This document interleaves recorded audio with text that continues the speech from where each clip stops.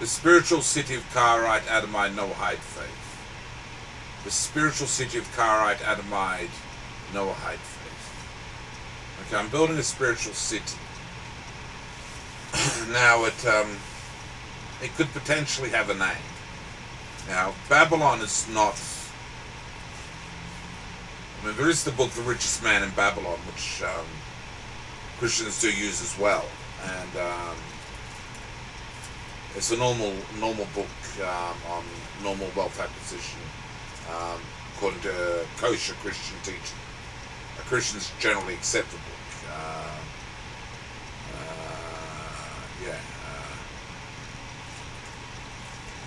So there are normal biblical ideas about Babylon that are kosher.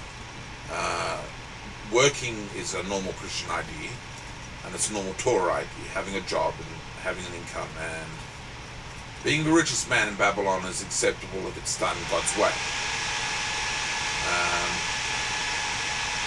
So there are normal aspects of Babylon which Isaiah doesn't have a problem with. The normal run of civilized city life. Now, the Revelation has a problem when Babylon is decadent and luxuriates itself and doesn't give a damn about anyone else and sees no sorrow. Okay. So, the Apostle John has a gripe, by the looks of it, on those issues with Babylon. Some Protestants, Pentecostals like to say it's Rome and the Catholic Church. I think that's bullshit. It's don't buy that. But the spiritual city of Karite, Adamite, Noahide faith, which I'm building in terms of copyrighted law, teachings, because I registered this with copyright under the law of the land. Not really based on Babylon of the whole Babylon of Revelation. They're not its principles. All Babylon's principles, which you see in Revelation 19 or 18, 19, around those chapters, they're not the principles of the spiritual city, the Karite, Adamite, Noahide faith. That's not its principles. I don't believe the Revelation is scripture. It's just New Testament perspectives. But there's probably things in there which are probably about right. I mean, contrasting good and evil, good versus evil is about right. And it's a morality tale which says good is good and bad is bad. It still says that in the Revelation, and it's right on that. That's correct. So the basic thrust of Revelation is still a godly enough thrust. But a lot of the product of the whole Babylon, that's not necessarily wicked product. I mean, I suppose it could be the attitude that you have with that, and in living it in a decadent way. But gems and things, they're normal things which God's created. Clothing is normal, so these things are normal things. It appears to be the attitude of Babylon and how she probably oppresses and things like that. Whatever. But having said that, the paradigms of Lord Babylon of Revelation, they're not really the paradigms of the spiritual city which I'm going about building. It's not the same paradigms.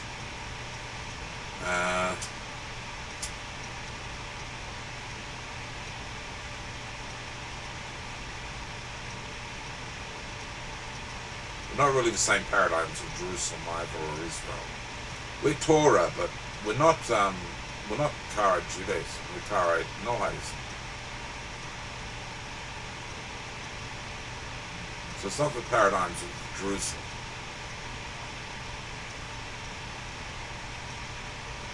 The primary scripture is the Rainbow Torah, but also the Book of Job.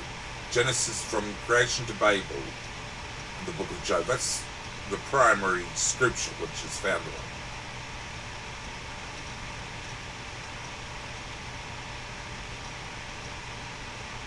My own ideas on spirituality as well, of course. Danielism is primarily my stuff. So that's its foundational scripture and morality. But its as a spiritual city, it's not really Babylon, it's not really Rome, it's not really Jerusalem. Um, Possibly something more like Canberra, if it had a name, but it's not Canberra, it's not called Canberra. I'm not sure if I have a name. I mean, in the Angel Saga, the primary city is Zaphon.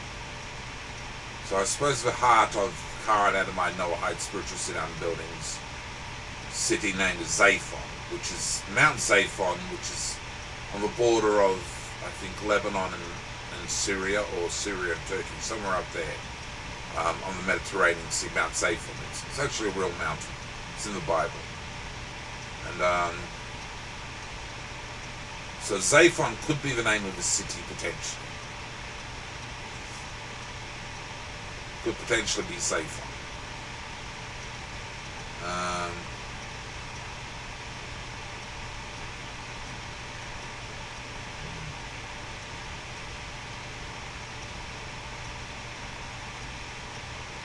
Possibly Zaphon. If I've got to have a name, I'll probably have to run with the main name that I use in the culture of the A&M, and that's probably Zaphon.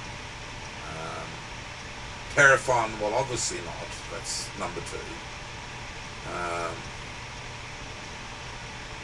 There isn't a big enough city on Telethon to really claim the glory, which has been focused on enough. So it's Zephora or Zaphon or something like that. So yeah, that's probably the main city. There's the keeps of Zephora 1 and 2, which is the central disk of the realm of eternity. So the name of the city, I suppose, is probably Zaphon. Now, we don't have any particular devotion to Mount Zaphon along the Mediterranean Sea, along that border. That's what it's named after. There's not really necessarily any particular devotion to that mountain.